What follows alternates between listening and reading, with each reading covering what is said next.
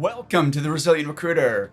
I'm your host, Mark Whitby, and I'm really excited today to introduce you to my special guest, Gerard Koolen. Gerard is the owner of Lugera, which is a multinational recruiting and staffing agency. They're in 9 countries. They have 30 offices, 400 staff, and revenue of 130 million euros. Gerard is a really interesting guy. He's a very successful entrepreneur. Today, we're going to talk about, number one, how to be a successful entrepreneur in the recruiting space and grow a massively successful recruitment business, the mindset, even the strategies, and really practical advice from Gerard's own success, as well as the mistakes and the lessons he's learned along the way. Number two, we're going to talk about mergers and acquisitions because Lugera has grown through acquisition. And so Gerard has a really interesting perspective on why he's done that and how he's been able to make it work for him. And number three, and probably most importantly, we're going to talk about recruitment technology. Gerard believes that recruiting technology combined with up-leveling the skill of your recruitment consultants is the combination that's going to allow you to be successful in the next normal within the recruiting industry. So with that said, let's get started. So Gerard, thank you so much for agreeing to do this. Thank you, Mark, for having me on your show. I'm very excited and I'm honored. All right. Okay, brilliant. This is going to be great. You and I have spoken several times over the last couple of years. And I've been fascinated by your story and what you've been able to achieve in the recruiting and staffing industry. I know that one of the things you're passionate about is helping recruiters and teams to optimize their performance. Could you talk a little bit about how you became, the number one agency in your area, and what was involved in creating that outcome? Well, first of all, we started this business because we love to help people, right? And it's for us, it turned out that recruitment was the best and most direct way to help people. So we are really passionate about it. So I think that is the basis or the foundation for our successes in Eastern Europe. We have now become the biggest independent staffing agency in Eastern Europe. And we are passionate about enhancing the skills and the performance of our people. But we also know that is, of course, not only a people thing. We have always invested a lot in HR technology. We want to be front runners in HR technology. We think innovation is key. And I think that made us, in some markets, the biggest agency where we operate. All right. Awesome. So I'd like to dive into both those points. One is increasing skills, but secondly is, embracing HR technology and leveraging technology in order to become the biggest in your space. Can you speak? Let's take a step back first and give people the context, though. Can you talk a little bit about your business in Eastern Europe and the sort of size and shape of your company? Oh yeah, sure. Well, we started in 1996 in a little town in Slovakia, Trenčín. With 2 partners, Luboš and Rastjo. So our name is Lugera, Luboš, Gerard, Rastjo. And we wanted to start as a temporary staffing agency, but there was no demand for. So our first clients like Heineken and KPMG, they asked us to recruit for them, a permanent staffing. So we did. And we were recruiting, learning the profession. We made all the mistakes we made. It was hilarious if I look back, all the crazy stuff we did. And we worked very hard, day and night. At a certain point, we found out that what we were doing was not good enough to realize our ambitions. So we found out that we needed recruitment software. And as a very small company in Slovakia, we went to Western countries, to Western providers of recruitment software, but nobody wanted to deliver it to us. They didn't trust Eastern Europe. They didn't trust us as a small company. So we didn't have any other option than to have our own recruitment software made, the software development company in Slovakia. And the cool thing was that when we had that software ready and when we really start to work with it, within a year we became the biggest in Slovakia, because technology helped us to do much more than without technology. So we really learned a great lesson that when you are in recruitment, even if you have so many great people working for you, help them with great technology. You know, because a lot of our people, they are smart, they are ambitious, they're hardworking. But if you let them do, let's say, stupid jobs or boring work, like sourcing candidates, endlessly sending emails or doing phone calls which are not answered, or gazing at LinkedIn, trying to find candidates, all that work is necessary, but it's not a nice job. And so you need technology to take over the boring activities from your people. So they have a better job, a more fulfilling job, and they can do much more. All right. Awesome. It's so many topics to follow up on there. So from that early start in Slovakia, you've now built a very sizable business across Eastern Europe. What is the size of the business now? Yeah, we are in Russia, in Ukraine, where we took over Adecco. We are in Morocco, where we took over Adecco too. We are in Czech Republic, there we also took over a small company, GIT. We are in Romania under the brand Lugera. We are, of course, in Slovakia. We still have a little operation in Armenia, and we have a little operation in the Netherlands, and we have started in the UK. We do now around, or last year we did 130 million euro of revenue with 400 internal staff, around 10,000 or to 12,000 temps. And we basically do three services: payroll, permanent staffing, and temporary staffing. Amazing. So now, Gerard, you're Dutch. Why did you decide to build your business in Eastern Europe instead of in the Netherlands, which is also a good market? Yeah, well, I was working in Slovakia at that time for a big shoe importer. And in 1996, I decided to quit. And I was actually moving back to the Netherlands, but with Rastio and Lubos, who were my colleagues in that company, we decided to just start for fun a company. And so we established Lugera. But my intentions were to go back to the Netherlands and start working there. But after 3 or 4 months, when we moved back to the Netherlands, the company took off in Slovakia. So again, we packed our bags, took the children with us, and went back to Slovakia and to really start to build this company. And I loved Eastern Europe. It was a wonderful place for an entrepreneur. You know, there was not much competition yet. There was a lot of other stuff going on with the shift from communism to capitalism. And it was interesting. It was wonderful. Interesting.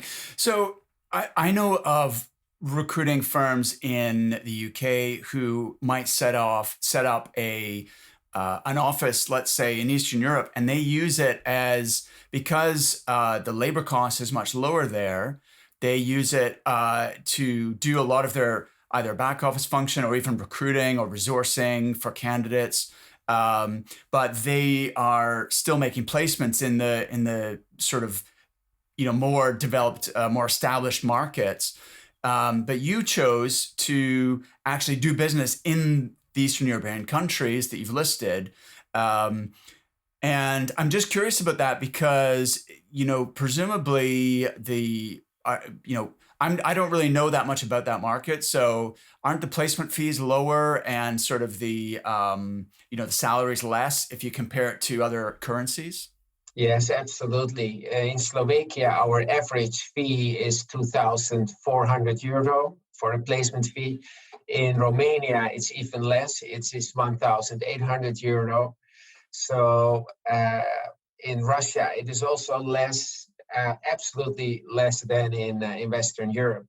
So also several UK staffing agencies use us for searching the candidates, introducing the candidates, and then they take over. Interesting. So, nevertheless, you decided to really concentrate on Eastern European markets. You mentioned that you love doing business in Eastern Europe. It's great for entrepreneurs. Why is that? Could you elaborate? So I'm really, really curious because you're the only. Well, actually, yeah, you are the only entrepreneur I know who's really focused on that market. Yeah. Well, it wasn't easy. And often I looked at my friends in Western Europe who were doing great, while in the beginning, Eastern Europe was struggling, of course. So sometimes I thought, oh my God, what am I doing here in Eastern Europe?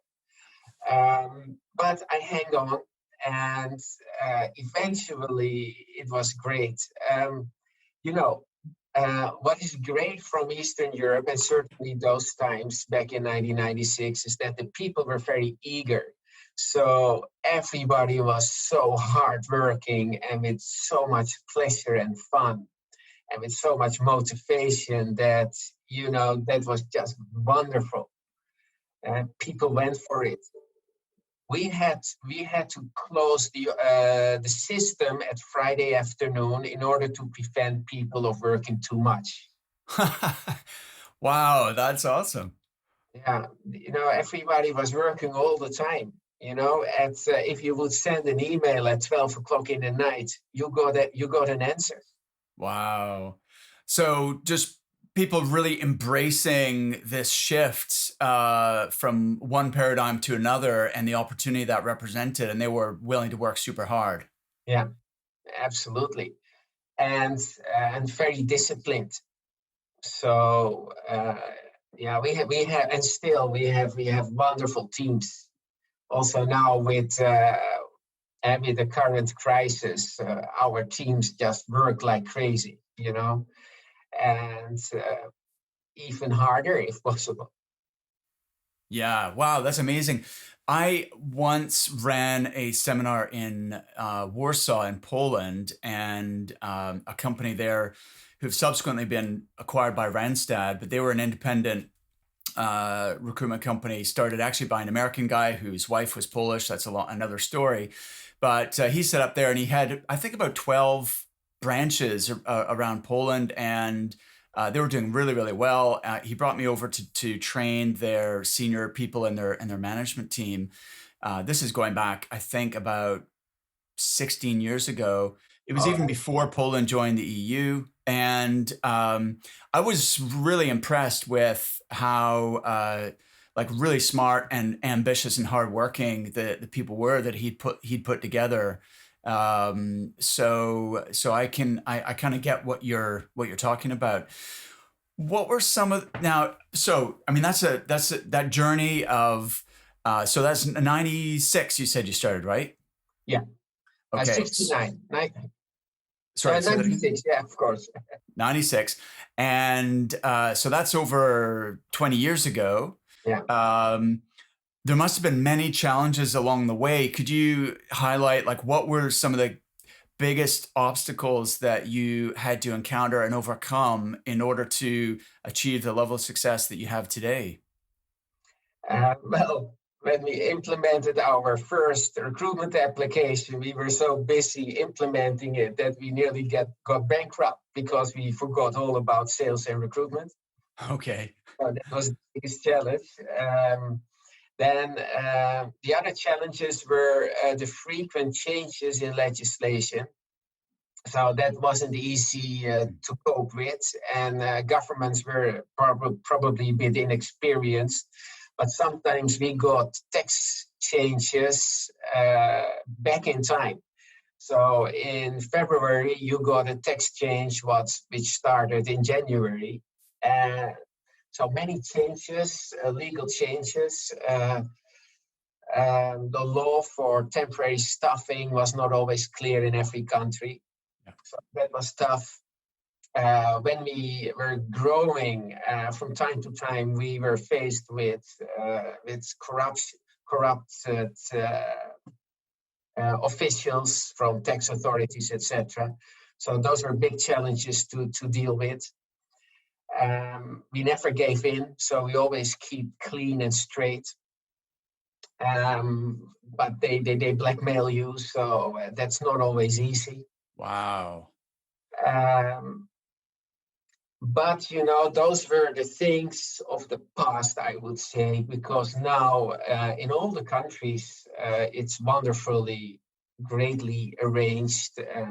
Especially, I have to say, Russia is beautifully organized, very straightforward, very strict, very predictive.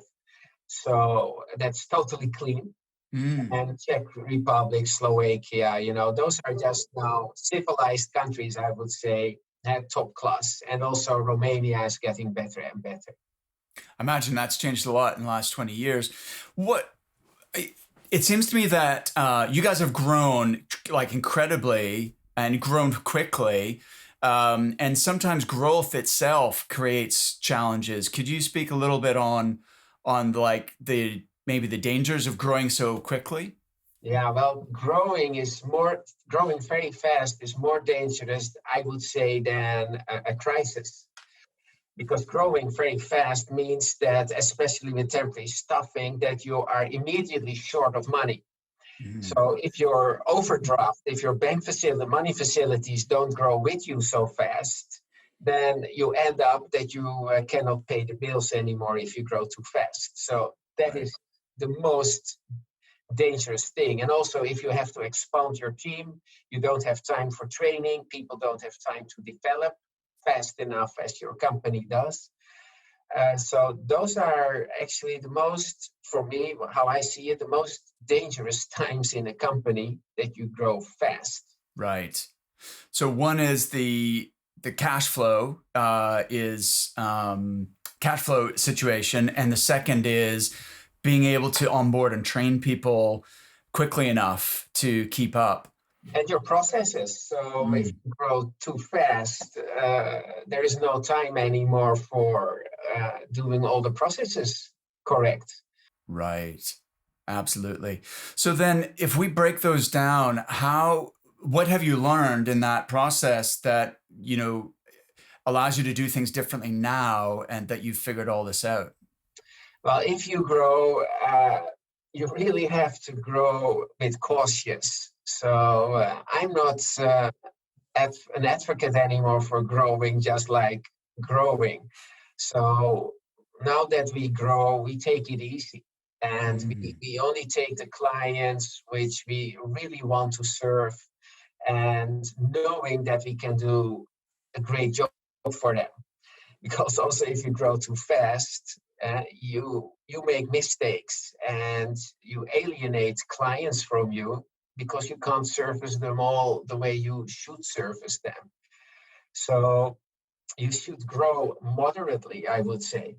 But it's also very difficult for an entrepreneur, because if you can get more and more business, I mean, that's what you are working for. Yes. It's so extremely difficult not to take on a new client who wants to work with you. And when we took over Adecco in Russia, we decided also that we had to let go of certain clients. I had never done that before in my life. And actually, I thought that I got crazy. Right? How could you let go a great client? But we had to. Wow. Okay. So the taking over Adecco in in several countries. That's a story I'd love to hear. Before we do, just on the subject of growth, then you said like in the past your ambition was such that you grew maybe faster than was prudent.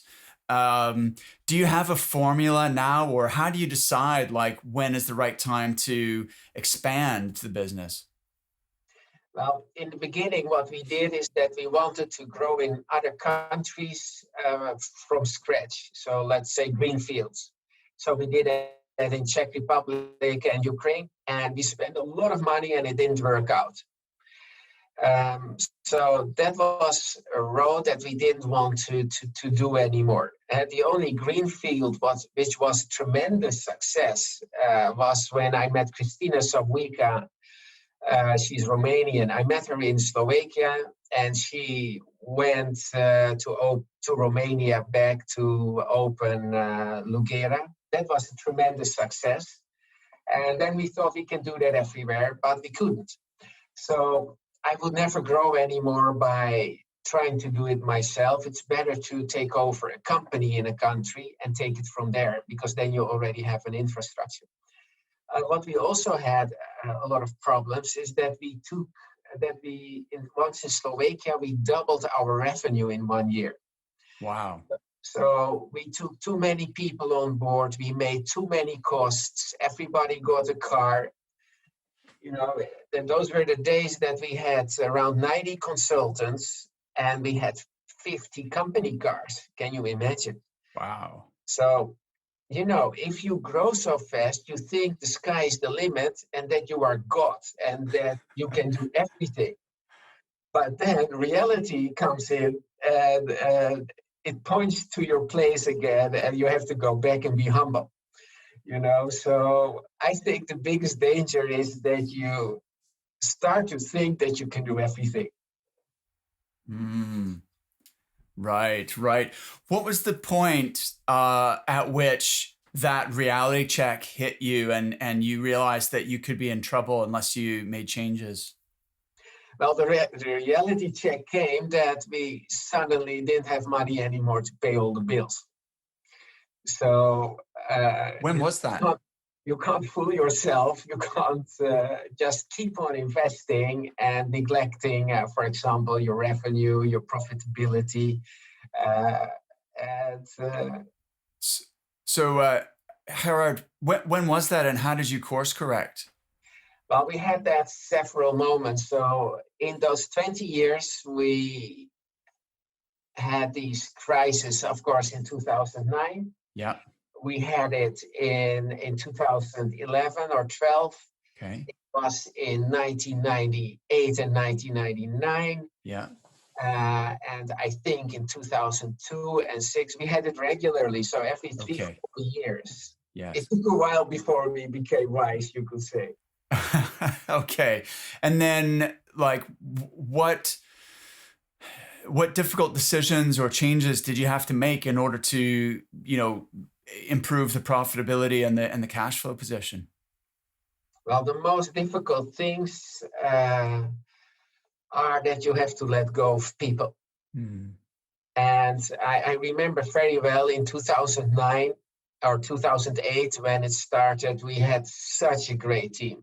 We were working so good with a top quality of our service level.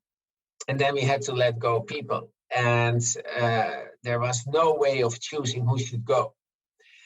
And I remember very well that in Romania, we had to let go around 100 staff. Wow. Yeah, that was a bad thing. But it was amazing that around 30 people came back the next day and they said, guys, we're going to help you out. We're going to work for free. Oh, my goodness. So they came back. They worked for free. And of course, we could not pay them. So we hired them again and we managed. And thanks to them, it was amazing. But during that crisis, we were able to increase our total revenue with the year before. So we didn't even go down in revenue, although we were not profitable anymore due to the extremely high extra cost we had. But 2008 was a record year, and 2009 was even more revenue. That's amazing, Gerard. I've never heard of that happening before. So this is a direction I hadn't planned to talk about today, but what do you think you guys did in the business that created such loyalty and, in the team members that even though you couldn't pay them, they still wanted to work? Yeah, well, that was in Romania, also in Slovakia, people didn't want to leave. Well, I have great partners in all those countries. So, and we are not in it for the money. We are in it for helping people. And we really like what we do. Although we are professional and we need to get paid, of course, our invoices, but we are there for our people, for the candidates and the clients. And maybe that sounds a bit not so good, but that is why we do this. That's why we can go on, and that's why people love to work with us. Amazing. That's really cool. So tell me about this story, because you're also one of the few entrepreneurs I've spoken to who have grown through acquisition. And you've done that really successfully. Can you tell the story of acquiring Adecco in Russia and a couple of other countries that you mentioned? Yeah, it was always a dream for me to have an agency in Russia and Ukraine. And then so at a certain moment, I got a phone call from Blackwood Capital Partners, from Ronnie Grossman, if he would be interested to talk to Adecco. And previously, we had several jobs together with Adecco. So we worked together, and I like them very much. They're ethical. They know what they're talking about, obviously very professional. So the cultures were a little bit of similarity we had. So I like that. Yeah, I met with the board of Adecco in Zurich, and we presented our plan. They liked it, and we got the two companies, Ukraine and Russia. And within 1.5 years, we had the companies up and running, very profitable again. And yeah, because of those good results, they also favored us, Adecco in Morocco. And until this moment, we also closely cooperate with Adecco. And yeah, that goes really great now. Wow. Okay, so this is a cool story. Can we back up a second? Because you mentioned, did you say it was BlackRock Capital Partners? Yeah, Ronnie Grossman. So you must have already been on the lookout for acquisitions then. Had you given them instruction that you were looking for companies, or how did they know to call you about this opportunity? Well, we bought in 2014 GIT from Empresaria, a well-known UK company. Yes, I've heard of them. So we got a little bit known in the world of mergers and acquisitions. And also in those days, several companies tried to acquire us. And we have always been talking to people, but we have never sold our company. So we got a little bit known in this world. And of course, in Eastern Europe, we were a player who everybody knows. And yes, we were interested, but we were not very actively looking. Got it. And then why was Adecco looking to get out of those markets? Because I guess to agree on a deal, you need to understand motivations, right? And it's good for both parties. So they have their own reasons for, exiting, and you've got your reasons for thinking this is a great opportunity. I can make it even better. Why would Adecco, leave those markets that you've had really good success in?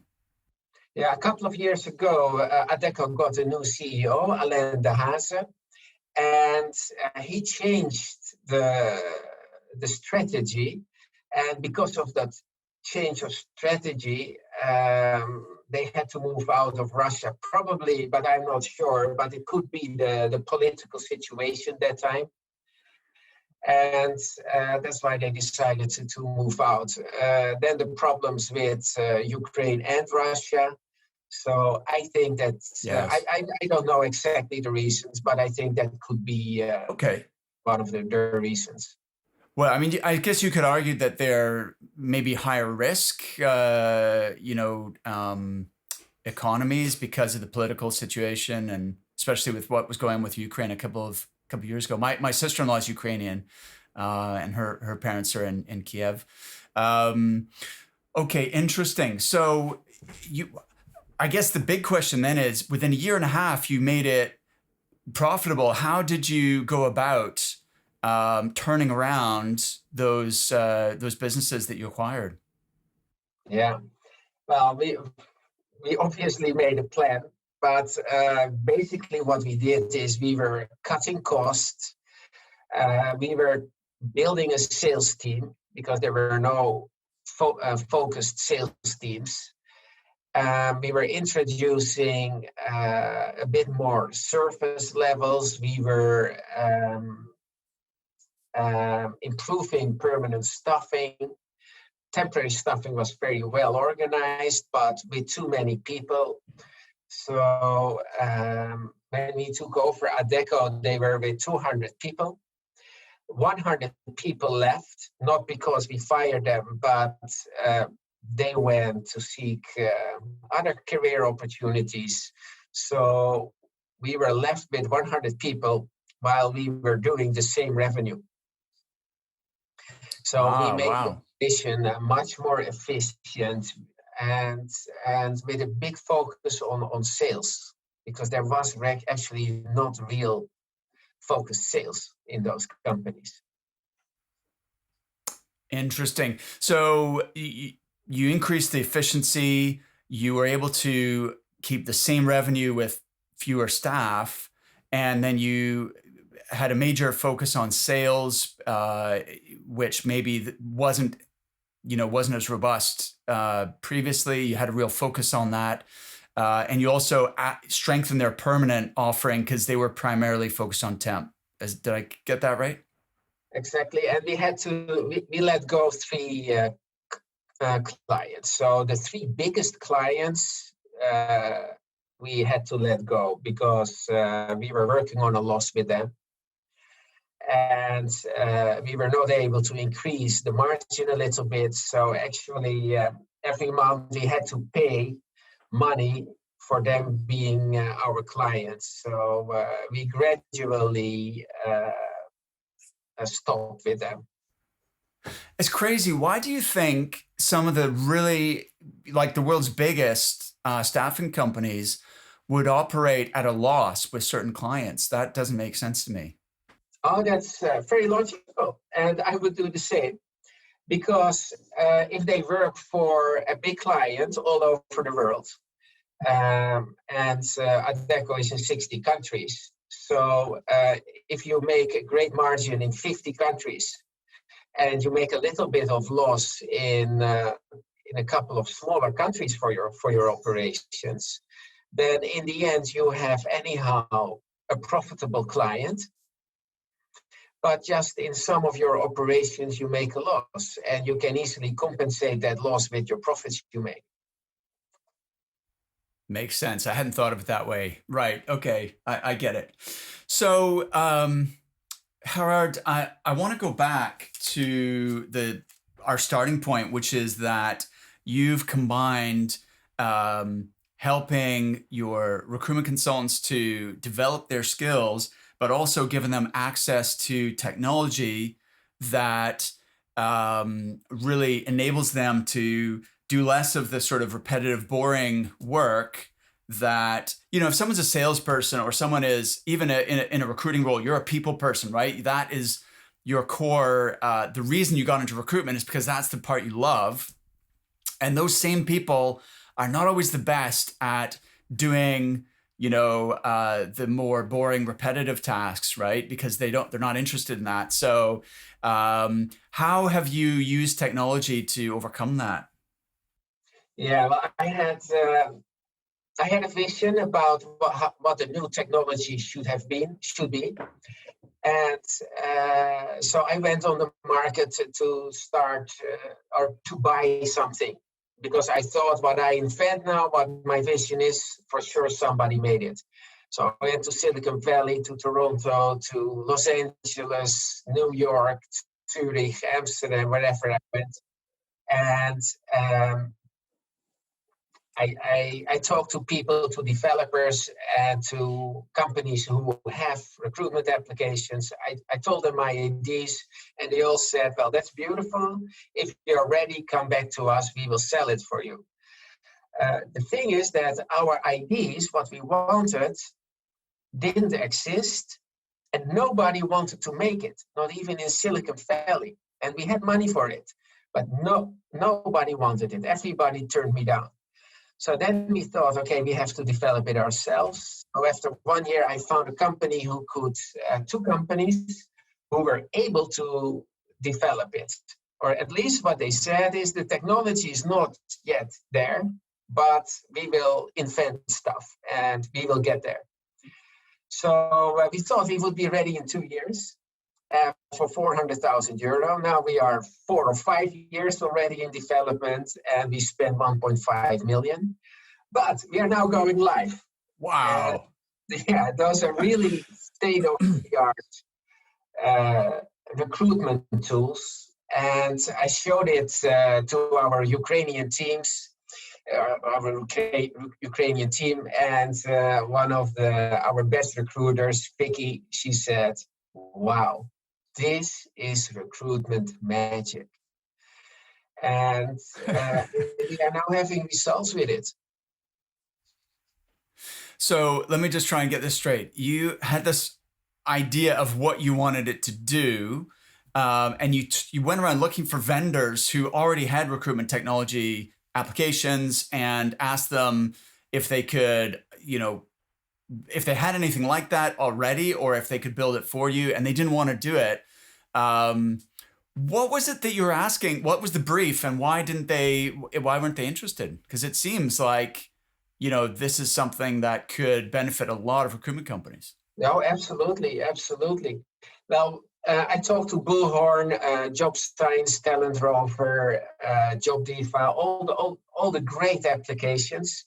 What we wanted is that any vacancy we would have should be matched within a second with relevant candidates. So relevant candidates mean their CV matches the vacancy exactly and in a scoring percentage.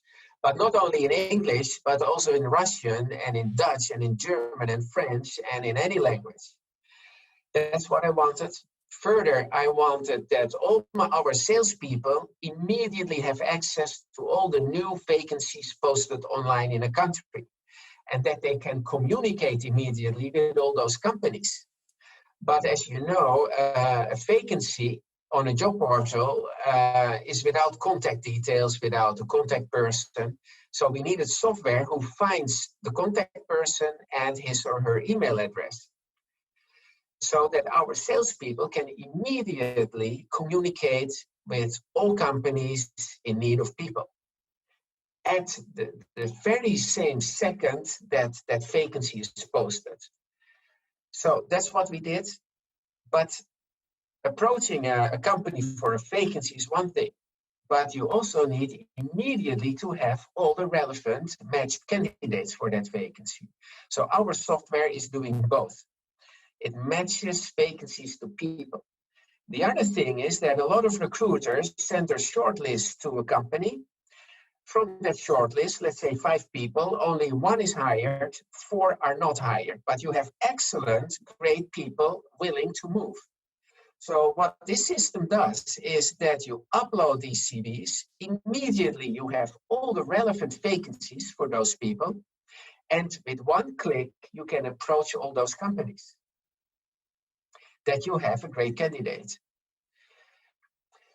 So in the Ukraine, where we are testing the most, we have now tripled the number of placements because we do this talent scan that we upload the CVs and we immediately find a lot of great vacancies. And especially in these times now that the permanent staffing business is very, very slow, we have at least 3 new clients every week in Kiev. Can you Wow. imagine? Everywhere we go down with 50%, 60%, 70%. But now in Ukraine, we stay on a great level. That's amazing. So you mentioned this is called STA. What does that stand for? Yeah, we were supposed to have a very cool name, but the working name was STA, which is Sales and Talent Acquisition Application. So Sales and Talent Acquisition Application. And we never changed the name. Okay, excellent. I don't love that name, but it says what it does. So I guess it's once you know what STAA stands for, then it makes total sense. Wow. Okay. So you spent €1.5 million and took 4 or 5 years to develop this tool for your own company. And it sounds like you're rolling that out within Lugera and having great success in Ukraine. What then? I guess the question is, why not keep that as your secret weapon? Why make that available to anybody else? We want to make it available to everybody who would love to have it. I don't believe in keeping things for yourself. And we are now looking for, in every country in the world, we are looking for a partner who can bring STA to market. And that can be agencies, that can be people who love the idea and who want to go for it. So no, we're not going to keep it for ourselves. I also think that you can't keep technology for yourself because there will also be other people who come up with the ideas. We are not the only one working in this. I have seen thousands of great recruitment applications anyhow. And I suppose if you commercialize it and are able to license it to others, that gives you revenue to continue developing the software, right? And making it better all the time. Exactly. And we came to a point that we would welcome investors into the development, because paying everything out of your own pocket, you can't do that forever, I think. Right, absolutely. Wow, that's so cool. Gerard, what, looking back over, let's say the 24 years that you have been in the recruiting and staffing business, what would you say was maybe the biggest lesson that you learned in that, along that journey? The biggest lesson. Well, the biggest lessons I got were from all the crises we went through. And I have learned that when you work hard and when you have set your goals, whatever happened, nothing can stop you. Really, nothing. And that's the biggest lesson, not to start whining and feeling pity for yourself of what is happening now to me, and this is a bad world and everything goes down. No, you just have to have your goals fixed and go for it, and nothing will stop you. And whatever happens on your way is a lesson. And it teaches you, it makes you better. Well, that's what the resilient recruiter mindset is all about, right? We can't control external circumstances. We can only control our own reactions, how we interpret those events, how we respond to them, what decisions and actions, behaviors that we make, right? So what you've just captured is beautiful. It's having that stoic mindset. It gives you the resilience, even though it's not fun for sure. Like what we're going through right now, this crisis, it sucks, right? There's Yeah. no, everybody's affected. Everybody's sales are down. Um, and we have no control over that. All we can control is how we respond and keeping that strong mindset that you articulated in order to keep moving forward towards your goals, for sure. Yeah.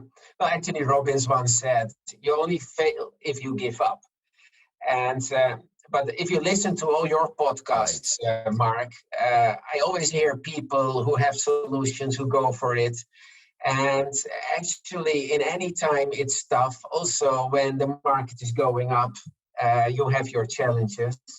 But if you listen to all what your guests are saying, is that I have my ideas, I have my plans, I go for it, and nothing will stop me. And there are always solutions for everything. Absolutely, I love it. And yes, Tony Robbins, I listened to when I was, I think, 16 when I first listened to his personal power tapes, and there is no, as long as you keep trying and you keep moving forward, then you haven't failed, right? Because you're still in the game, you still have a chance to find the solution and turn things around. So it's only if you quit or you give up that the game is over and you lose. But as long as you keep playing, then it's an infinite game. Have you read Simon Sinek's The Infinite Game? No. Oh, you'd love it, Gerard. You'd love it. Simon Sinek, he wrote Start With Why, is his most famous book. And he's famous for there's a clip on YouTube about working with, with the next generation and, how to navigate that successfully. But he's written a book called The Infinite Game, which is really interesting, which is a different paradigm for business, which is most businesses and even business books teach that you're trying to win, right? You're trying to beat the competition. And he gives the example that, there's two types of games. There's games which are finite, where, there's a winner and a loser, right? But then there's games that are infinite, where you never, you never win. Like, how can you say you're a winner in life, right? Or you win the game of career, right? Or, you win the game of business. There's no end point where you can just say that one person has won and another person lost. So it's really just a totally different paradigm of the way you look at business, and allows for a lot more creativity in the way you approach things. So definitely check it out. Thank you for being a listener of my podcast, by the way, Gerard. Do you have a favorite episode or one that, really resonated for you? The one with Christy, and not the one I got in my inbox today or yesterday, but with the guy who also had an office in Amsterdam, Singapore, and James was his name? No, that was Jordan Lawrence. Oh, yeah. Jordan Lawrence and Christy Brown were both, awesome. Yeah, they're good episodes. So, Gerard, if people want to reach out to you and follow up, they maybe want to learn about STA and how they can become a partner and help you to take that to market or what have you. What's the best way for people to find out more about that? Well, you can always email me, gerard.koolen@lugera.com. If you Google my name, I have put my phone number and email address on all our websites, so you can easily call me or email me. So you can connect to me on sta.agency or lugera.com or gerard.koolen@lugera.com. Okay, so let me check that again. So it's Gerard or gerard.koolen@lugera.com. Exactly. And the STA website was staa.agency. Exactly. Yeah. All right, fantastic. Gerard, it's an honor to have you on the show. Thank you so much for taking the time. Mark, it was my pleasure. Thank you so very much. All right, and we'll speak again soon, I'm sure. All right. Thank you.